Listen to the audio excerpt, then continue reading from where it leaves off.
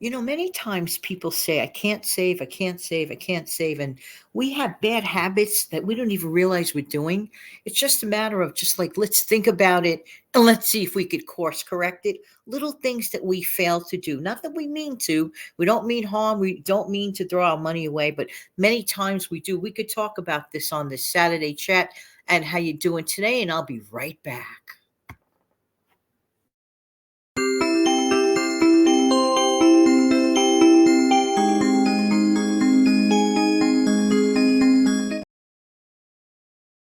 Good morning. Good morning. Welcome to the Save Money and More with Jan Chat. Happy Saturday. I'm not on camera this week. I feel a tiny bit under the weather, and I don't want to look as if like I feel a bit under the weather. So I don't want to have to be fancy schmancy with makeup on or anything. I just want to chill out today, have my little bit of coffee. I think I just overtly worked this week and just need a day of rest. I ever get a day like that. So I think today is going to be my literally day of rest, at least for a few hours anyway. Other than that, I am totally A-okay. You may hear me clear my throat, like right now. Forgive me about that. Let's talk about saving money and giving ourselves a price reduction. There goes the bird clock. Let him be.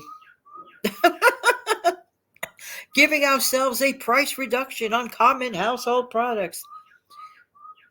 Boy, that's a long one. That is a long bird song. My goodness gracious. Anyway, so I'm recording this at 7 o'clock in the morning. So I guess he decided to take a longer tune anyway. So back to this. All right. So how can we give ourselves a price reduction on common household products? Well, one way of doing that is using that same product twice. What do I mean by that? All right. Aluminum foil. Example, good quality aluminum foil, and that's the only foil that I like. Good quality aluminum foil. Now, the trick is to get that good quality aluminum foil at a good price. That's when you stock up if this is something that you use. All right. So that's what I try to do, whenever I can get it at a better price or whatever. Yep, yep, yep. Very good. But I also just don't do this, use it one time and say bye. No. No. So let's pretend. I'm just using this as a pretend number that for 35 feet of good quality aluminum foil, let's pretend in my area that that costs approximately $6. All right. Well, because I use it two times, it's effectively only costing me $3. I'm doubling my value. Now, if there are situations where that aluminum foil ends up extremely too greased up or whatever, then it's got to go. But if I'm careful and keep it like nice and flat while I'm using it, and if there's just a tiny bit of grease, that can easily come off by just wiping it with a damp sponge with a little bit of dish soap on a good quality dish soap. Okay. I'm just saying, I know this may sound cheap to some people. This may sound tightwadish. I really don't care.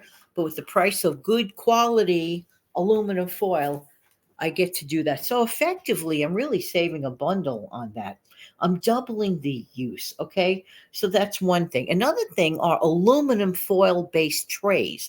Like those baking trays, like for cakes or anything of that nature, or the roasting pans. I got like four uses out of a heavy duty turkey roasting pan that was aluminum foil based. I washed it out. Guess what? It's ready to go for the next roast.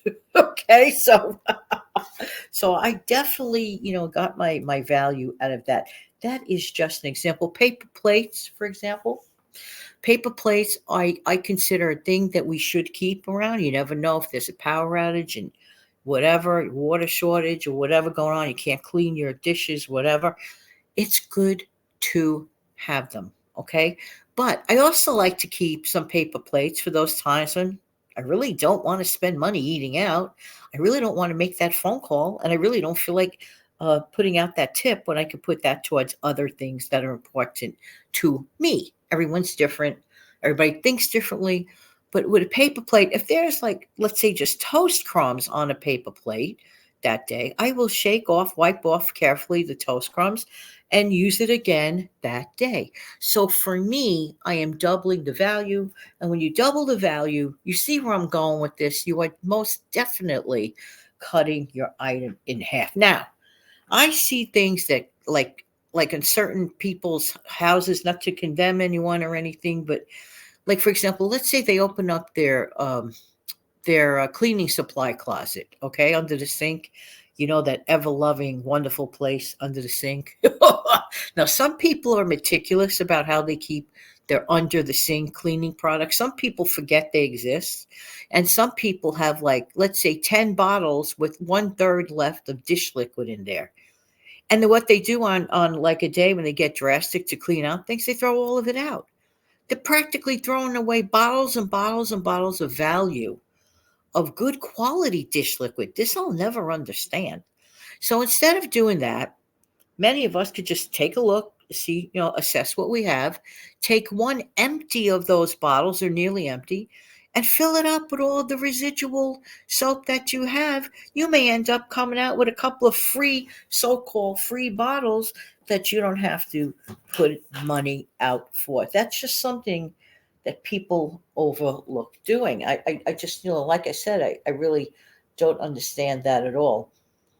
And speaking of not understanding, if you're running an oven, okay, running an oven costs money. Whether you do it with electric, whether you do it with gas, at the end of the day, it's going to cost you some money, right?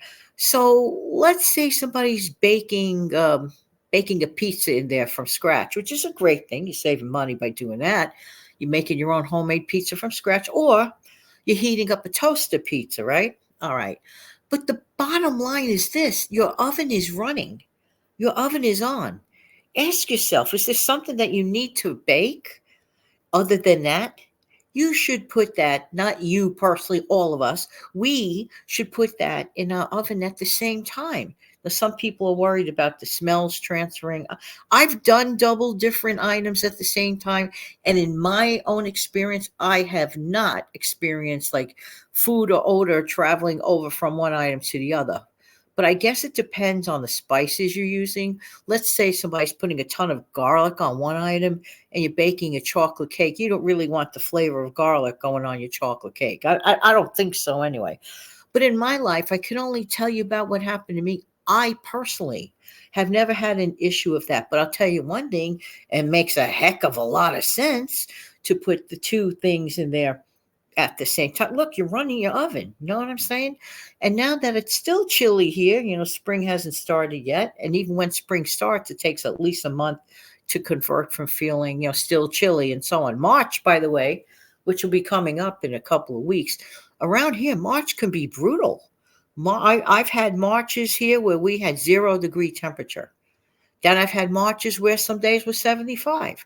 So it's a crazy time. But getting back to that oven for a second, and doubling and really giving yourself a 50% discount by baking two different things at the same time, that's very efficient and very cost effective. So you see where I'm going with this. And speaking of, I know some people think this is cheap or petty. Look around again, back to dish liquid.